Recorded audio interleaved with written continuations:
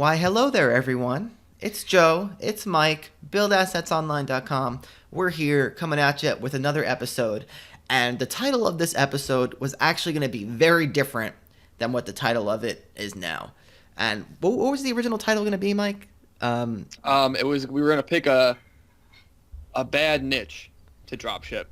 Yeah, we were going to pick, like, we wanted to do, like, don't dropship this niche. This is the worst thing ever. And so when we were brainstorming about the episode, Mike was like, well, what have we done that, has really sucked for us? Like, it never worked out. And we couldn't come up with anything. And I don't mean to say that as, like, a humble brag or anything like that. As we get into the episode, you're going to learn why. But when Mike and I say that we've never created a store that failed, that is the absolute truth. And so we're going to get into this episode exactly why that is. So Let's do it. the point one is that we've always been able to advertise properly, even, with suppliers that were not great. And Mike, I'm going to ask you to talk a little bit about this. And I want everyone to know, like, it's not like when we have a bad supplier that we're able to advertise profitably, it's not like they made up a huge percentage of our sales. It's that we were able to, make it work, make a few $100 a month, or just get in there and make something off of these suppliers that are not the best. They're not the shining stars of our stores. Mhm. And the real trick to this, I mean, it's not much of a trick, but just bid conservatively. Just be conservative about what doesn't work that well. And as long as you're bidding low and you're still getting some traffic, eventually it will convert. And so you just need to be mindful of what your margins are. And it's just a leverage game.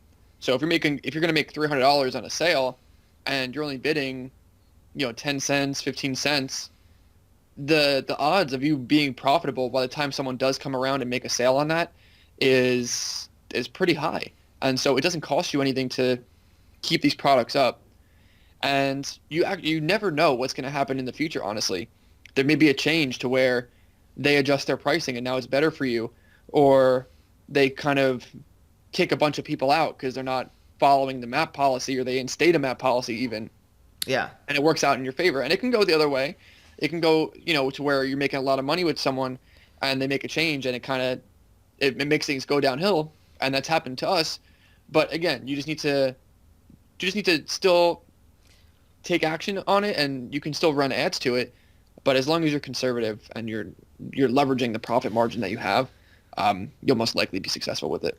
Yeah, and I think this ties back to point number two, Mike, which was the fact that when we were first getting going with this stuff, is that we were always adding more suppliers. Like, that was the name of the game. And I remember we were sitting at one of our dining room tables, and we were talking. We were like, look, we're doing this well with dropshipping. Like, this was kind of when we first got started. And, like, maybe we're making $1,000 a month. And we're like, all right, what activities can we repeat to get it to 10,000?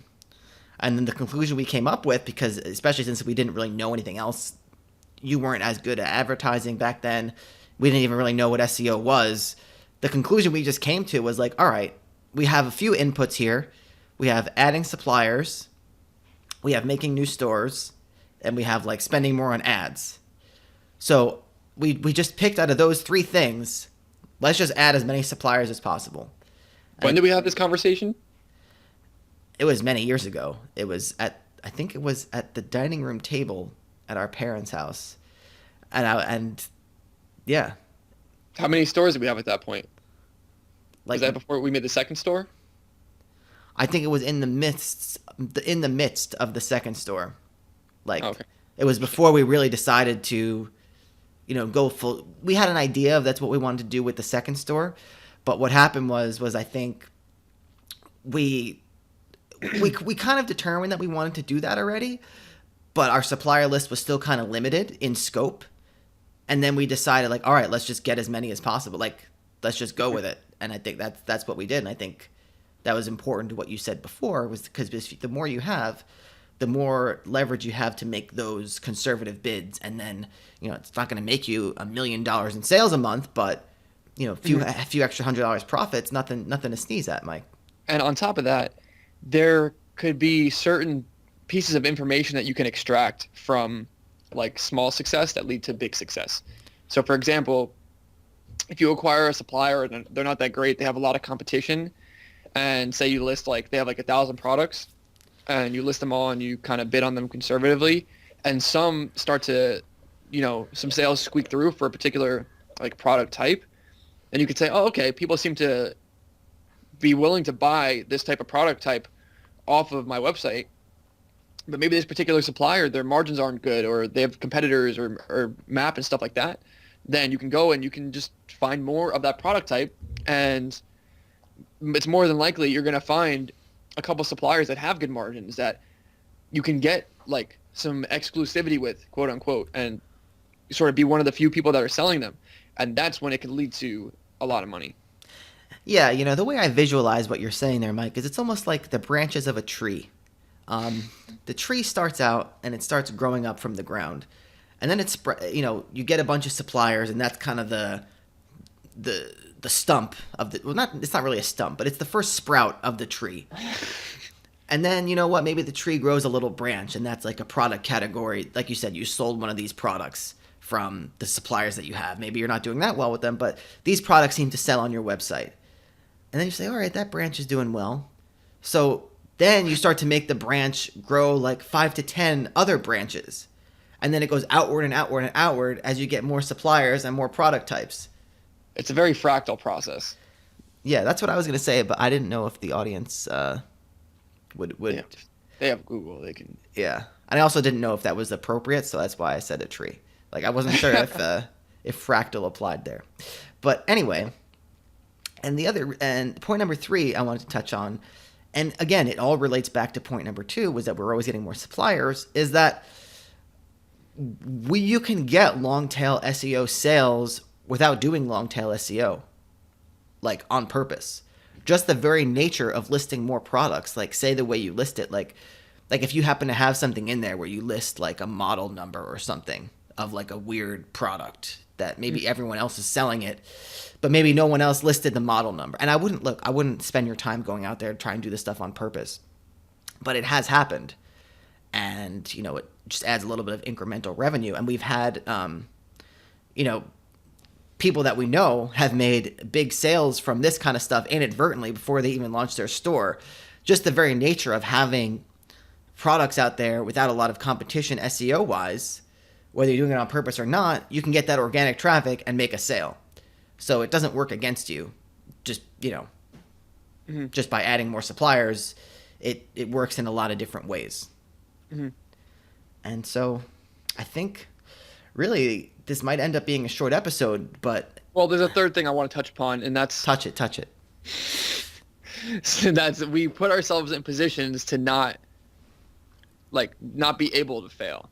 I'd say 90% of the time when people are forced to, say, shut down their store, and it's not for a reason that has to do with, like, something external, like a family issue or a money issue, they just decide to give up on the store.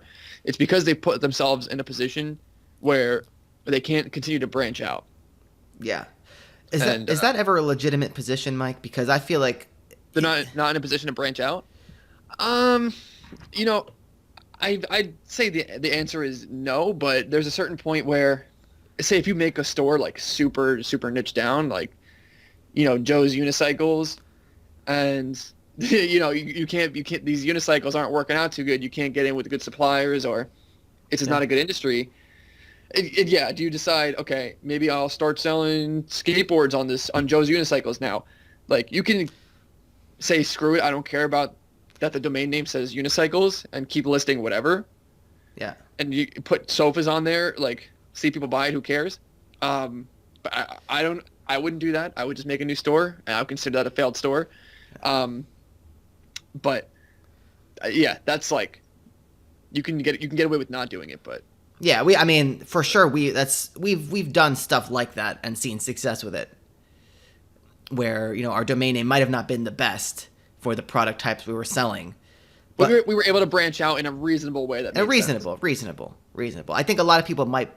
I guess the reason I'm saying that, Mike, is because I think a lot of people might box themselves in sooner, like preemptively.